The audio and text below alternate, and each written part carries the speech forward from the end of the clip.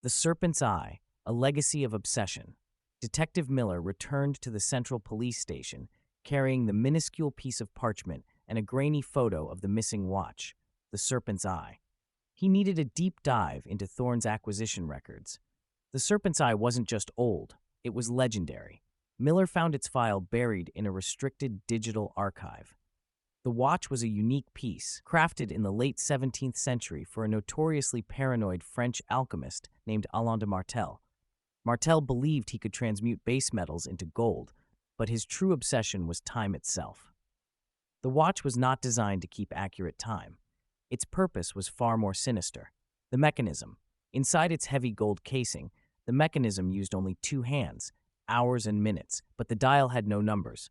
Instead, it was inlaid with flakes of black opal arranged in a spiral pattern, the titular Serpent's Eye.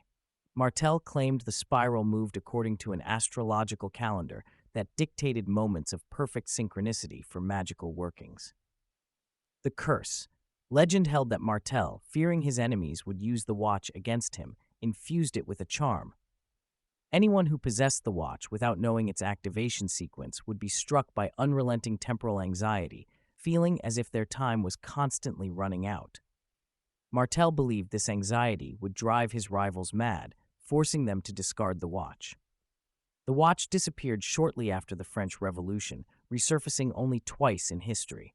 Once in the possession of a minor Russian noble who committed suicide after claiming his future had been stolen, and again in the 1920s with an occult scholar who simply vanished. Elias Thorne, the recently deceased collector, had acquired the watch just 2 years prior through a dubious private auction in Prague.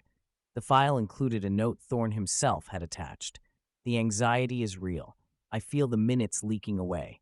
The serpent is whispering. But the power of knowing when to act is worth the madness." Miller realized the significance of the missing watch, the three-digit number 724, and the timing of the murder. The motive. The killer wasn't a burglar. They were likely a descendant or a member of an ancient society, perhaps the descendants of Martel's rivals, who knew the true power of the watch and believed it was too dangerous to be owned. They didn't just want it, they needed to reclaim it. The clock clue. The killer stopped the grandfather clock at 2:07 a.m., 7 minutes after Thorne's approximate death.